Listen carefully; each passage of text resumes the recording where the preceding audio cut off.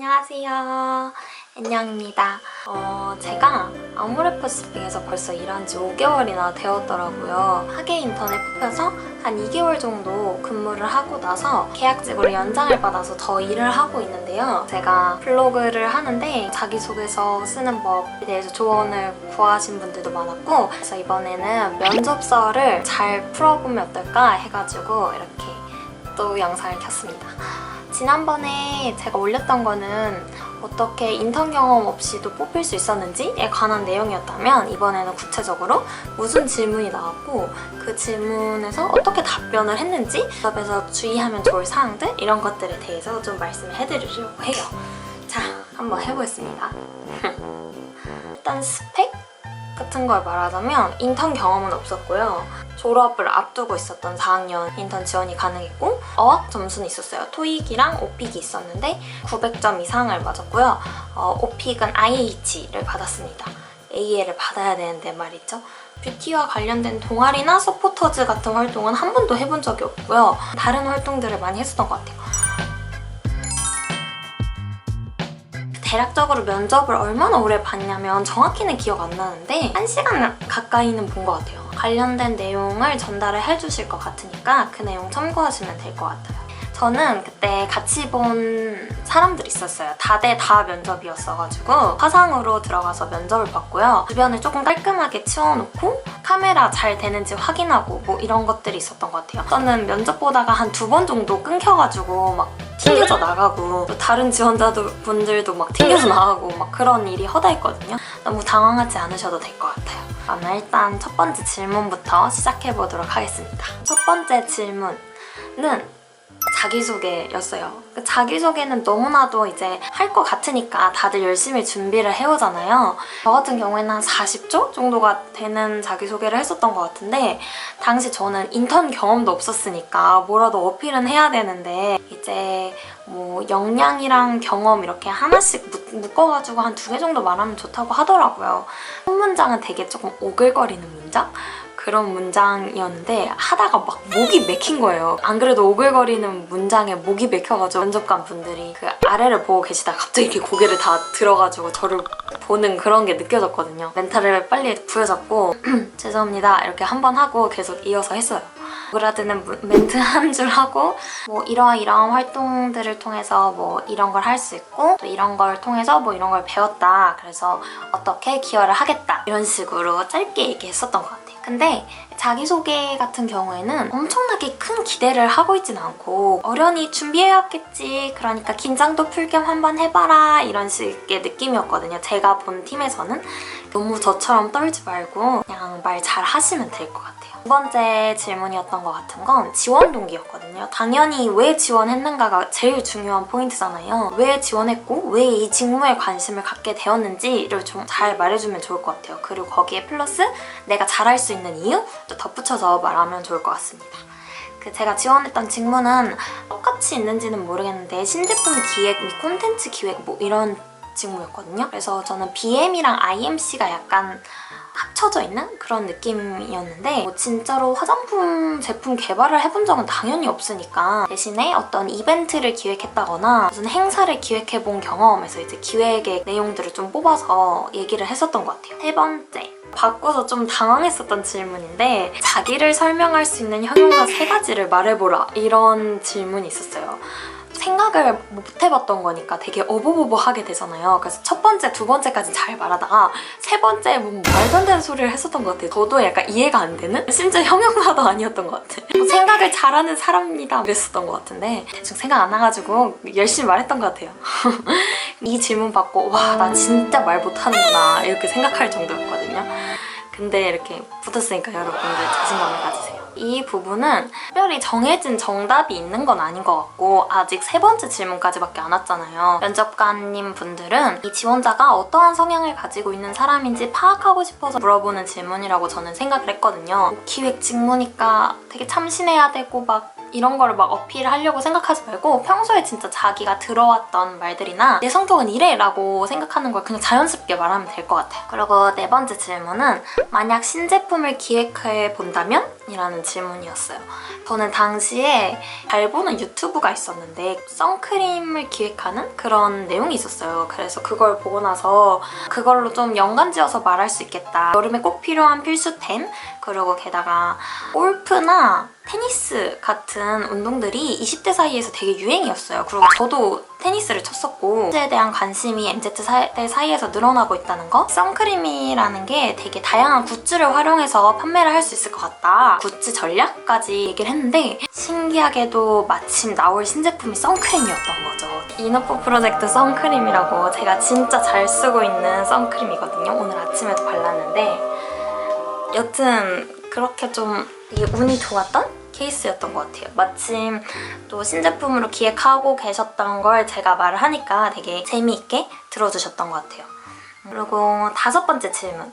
콘텐츠를 활용한 SNS 마케팅을 어떻게 하면 좋을까? 요즘 어린 친구들, 젠지 세대들은 어떤 생각을 가지고 어떠한 SNS의 매력을 느끼나 뭐 이런 질문이 있었어요. 근데 이 질문의 의도를 파악해보자면 Z세대는 실제로 어떤 거에 반응을 하는가? 라는 질문이잖아요. 트렌드가 어떻게 흘러가고 있고 그걸 너가 어떻게 파악을 해서 어떻게 적용시킬 수 있을 건가를 물어본 질문이니까 기존에 생각했었던 것 중에 되게 트렌디한데 남들이 모른다고 생각하는 것들? 그런 거를 좀 연구해보고 가는 게 좋을 것 같아요. 저도 되게 화장품 업계의 트렌드는 진짜 잘 모르는 편이거든요. 제가 뷰티 고관여자도 아니고 뷰티 인플루언서들을 막 찾아보거나 그러지도 않았어요. 하기 직전에는 되게 많은 영상들을 찾아보고 블로그도 보고 뷰티 트렌드는 어떤 건지 막 찾아도 보고 그랬거든요. 그런 게 되게 실제로 많이 도움이 됐었던 것 같아요. 그리고 구체적으로 말하는 게 되게 중요한데 요즘 트렌드는 어떤 건 것 같아요?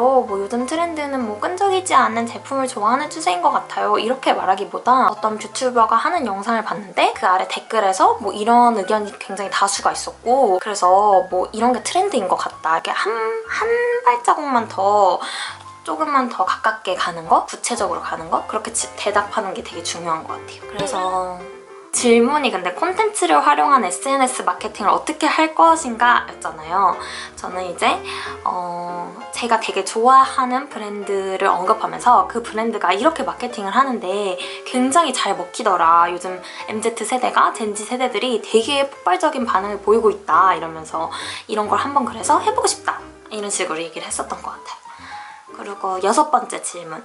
MZ세대들은 요즘 무엇에 열광하는가? 이런 질문이었는데 사실 질문들을 보면 결이 되게 비슷하잖아요. 그래서 여러 가지 사례를 머릿속에 좀 집어넣고 가면 좋은 것 같아요. 그래서 이것도 꺼내 쓰고 저것도 꺼내 쓰고 이런 식으로 화장품 트렌드랑 마케팅 트렌드, 최신 유행, 흐름 뭐 이런 것들을 잘 파악해서 가면 되게 도움이 많이 될 것 같습니다. 그리고 일곱 번째 질문.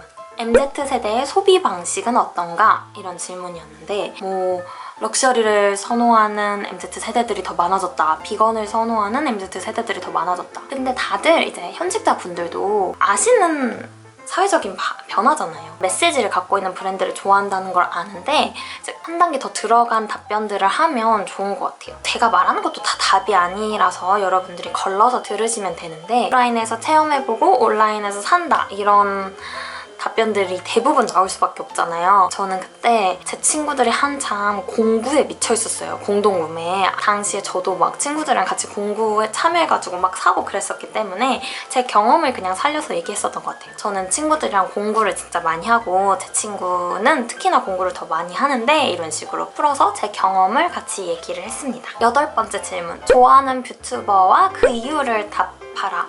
이때 저는 진짜 제가 원래 뷰튜버들을 많이 보는 성격이 아니라고 했잖아요. 그러니까 머릿속이 갑자기 깜깜해지는 거예요. 되게 많이 보고 이름도 심지어 외워갔는데 어떡하지? 이름을 까먹었는데 그걸 티내면 안 되는데? 라는 생각을 하고 있었는데 마침 제가 말하고 싶었던 그 인플루언서 분을 제 앞 지원자 분께서 말씀을 해주신 거예요. 그래서 옳았구나 너무너무 감사하다 이러면서 아 저도 그분을 되게 좋아한다 라고 얘기했는데 인플루언서를 좋아하는 이유는 조금 색다르게 얘기했었던 것 같아요. 아무래도 똑같은 이유를 말하면 제가 너무 베끼는 것 같으니까 저는 이제 제가 생각했었던 좋았던 점을 이야기를 했습니다. 9번째 질문 마지막 포부를 했었던 것 같아요. 마지막으로 하실 말씀이 있냐? 뭐 이런 식으로 질문을 해주셔서 그것도 그냥 공평하게 한 명씩 돌아가면서 다 이야기를 했거든요. 열심히 할 수 있고 더 잘할 수 있고 그리고 저는 뭐 면접 기회 주셔서 너무너무 감사하고 제가 뭐라고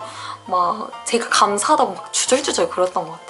면접 기회 주신 것도 감사하고 이렇게 훌륭한 지원자분들이랑 같이 면접 보는 것도 너무너무 좋은 기회였습니다. 왜냐하면 저는 그 당시에 제가 면접을 되게 못 봤다고 생각을 했고 거기에 더해서 인턴 경험이 아마 2분 다 있으셨나? 그랬었던 것 같아요. 그래서 나는 스펙도 떨어지고 뭐 말도 절고 막 엄청 떨고 막 이래가지고 전 당연히 안 될 거라고 생각하고 기대도 안 했거든요. 그래서 마지막에 그냥 아 진짜 그래도 이런 기회가 있어서 너무 감사하다 그 마음을 뭔가 전하려고 했었던 것 같아요. 제가 뭐라고 그래서 막 감사하다 감사합니다 감사합니다 뭐 이러고 끝이 났던 것 같습니다. 그래도 제 필살기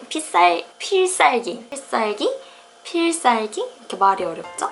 꿀팁을 좀 알려드리자면 SNS 관리 를 하고 있는 게 있다면 진짜 잘 얘기해보시면 좋은 것 같아요. 저도 당시에 유튜브, 인스타그램 부계정, 블로그, 티스토리, 브런치 뭐 이런 식으로 하고 있다는 걸 계속 언급을 했고 굉장히 잘할 수 있다 라는 걸 많이 보여줬고요. 또 포토샵, 프리미어 프로 할 수 있다 라고 얘기를 했어요. 사실 포토샵은 잘 못했어요.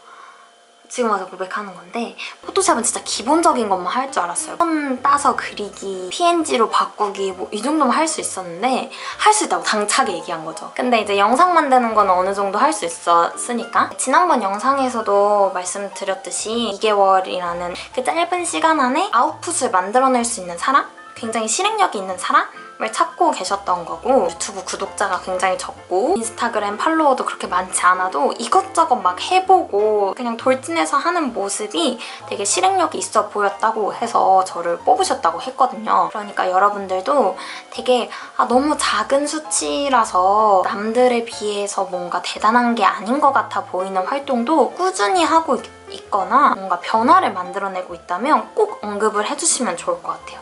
그리고 또 자기가 한 말에는 책임을 져야 되니까 계속 열심히 노력했다는 걸 보여주면 좋겠죠? 저는 실제로 포토샵을 아주 기본적인 수준만 했었지만 일하기 전에 진짜 공부를 했어요. 포토샵 할 수 있다라고 얘기를 했으니까 디자인 같은 거 따라서 그려보기도 하고 펜툴도 이용해보고 그래서 지금은 진짜 포토샵 실력도 엄청 많이 늘은 것 같아요. 너무 거대한 뻥은 치시면 안 되겠지만 당연히 그래도 할 수 있는 선에서는 최선을 다해 자신을 보여주려고 역량, 능력을 어필하려고 하면 될 것 같습니다. 또 다른 꿀팁은 면접을 볼 때 화상 카메라니까 자기 얼굴이 보이고 또 다른 분들의 얼굴이 보이잖아요. 다른 분들이 얘기할 때 이야기를 소홀하게 듣거나 그러면 티가 나는 것 같아요. 다른 사람들이 뭐 할 때 자기 옷을 막 만진다거나 자기 머리를 너무 막 만진다거나 티가 확실히 확 나기 때문에 그런 거는 좀 자제를 하고 언제나 다른 분들 이야기를 경청하고 면접관님 분들 이야기도 경청하고 너무 떨지 않고 잘 보면 좋을 것 같습니다. 벌써 엄청 많은 이야기를 했네요. 서류 합격하신 분들은 꼭 면접도 잘 보시면 좋겠고 또 질문이 있으면 유튜브 댓글에 남겨주셔도 좋고 제 블로그에 오셔서 그 비공개로 댓글을 남겨주셔도 좋아요. 제 블로그 주소도 걸어놓을 테니까 그쪽으로 와서 댓글을 남겨주셔도 됩니다. 그러면 여러분들 모두 좋은 결과가 있길 바라며 이만 여기서 끝나겠습니다.